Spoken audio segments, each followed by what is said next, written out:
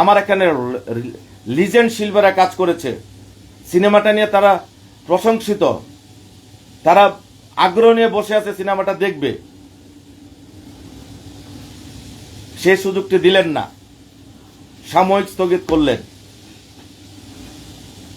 আপনারা বলছেন যে আমাদের কিছু করার নাই। আপনারা এত অসহায় হয়ে গেলেন। এই নিষিদ্ধ মানুষটার কি আছে? আপনারা সমিতিতে খবর নেন সে নিষিদ্ধ কিনা, যার কোনো অস্তিত্ব নেই। তারপর আমাদের দেশের আরেক মেগাস্টার যে কিনা মোবাইল ফোনে হুমকি দিয়েছে, সেটা আমি জাতির কাছে তুলে ধরেছি গণমাধ্যমের মাধ্যমে, সেই প্রশ্ন আছে। বিদেশ থেকে বসে লেয়াজু করে সাময়িক স্থগিত করেছেন, কিন্তু একবার ভাবা উচিত ছিল আপনি চলচ্চিত্রের মানুষ, এখান থেকে স্টার হয়েছেন, সুপারস্টার হয়েছেন। একটা সিনেমার পিছনে 2 বছর লেগে যায় ভালো একটা সিনেমার। আমি যারা উল্টাপাল্টা লিখছেন, লিখতেই পারেন, একটা কথা মনে রাখেন, উপরওয়ালা আছে, আল্লাহ ছাড় দেয় কিন্তু ছাড়ে না।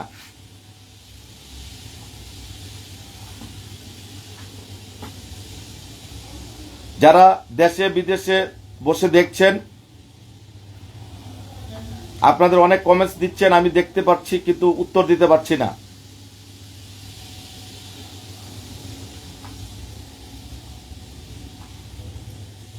শুধু এটুকু বললাম, আপনাদের দোয়া ভালোবাসা নিয়ে উচ্চ আদালতে যাব, এবং আমরা যারা চলচ্চিত্রে যতগুলো সংগঠন আছেন, আপনারা আজকে জেনে গেলেন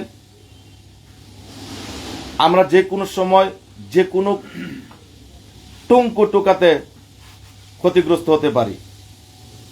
মিডিয়াতে যারা আছেন তারাও জেনে গেলেন যে কোনো টুঙ্কু টুকাতে যে কোনো সমস্যা হতে পারে, কিন্তু এইটা জনগণ আশা করেন নাই। আমরা বিগত দিন দেখেছি, অনেক দেখেছি, আবার এখন দেখছি।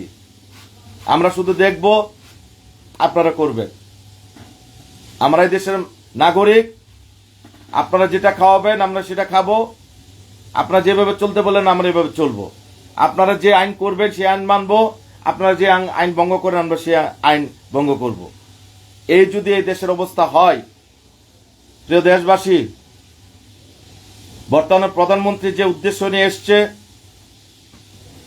এইটাই প্রথম বাধা সৃষ্টি হলো। আমি মাননীয় প্রধানমন্ত্রী পর্যন্ত যাব, তার কাছে আবদার, নবাব সিরাজউদ্দৌলা যখন বলেছিল, সংলাপটা হয়তো আপনারা জানেন,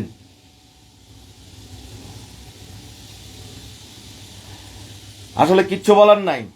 আপনারা ভাবছেন আমি মর্মাহত, কষ্ট পাচ্ছি। নো, আমি একবারে বলেছি, ইজ্জত দান করার মালিক আল্লাহ পাক, সম্মান দান করার মালিক আল্লাহ পাক। মানুষ যাবে আসবে, যাবে আসবে, কিন্তু তার কর্ম থেকে যাবে,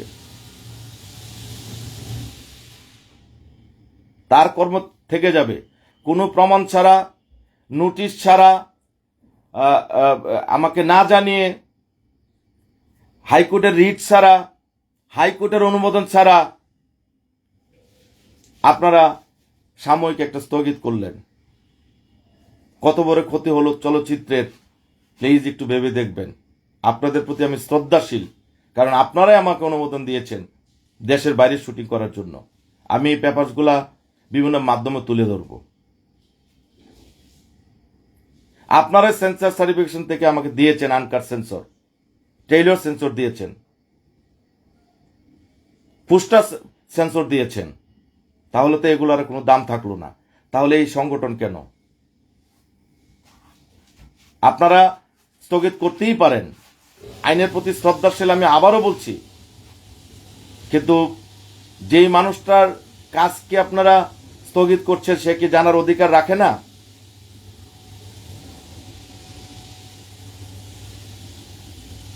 আপনি একটা কাজ করবেন, কেউ এসে আমাদের বর্তমান পরিস্থিতিতে আপনি একটা ভালো কাজ করবেন, 10 জন আপনাকে টেনে ধরবে, তাহলে প্রুফ করার দায়িত্ব কি আপনাদের নাই?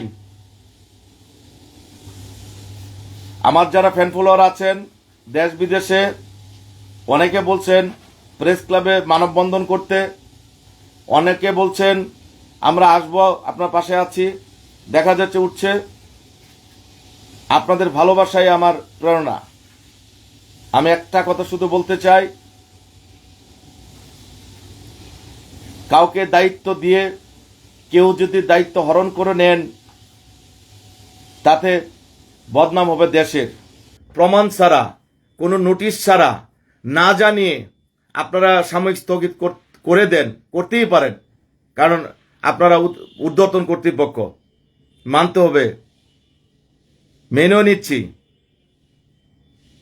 কিন্তু হাইকোর্ট তো আছে, হয়তো আমার একটু সময় লাগবে, হয়তো আমি ক্ষতিগ্রস্ত হয়েছি, সিনেমা হল মালিকরা ক্ষতিগ্রস্ত হয়েছে, পরিবেশকরা ক্ষতিগ্রস্ত হচ্ছে। আপনারা যারা দেশে বিদেশে আছেন, আপনারা অনেকে বলছেন বিচার নাই, হবে না।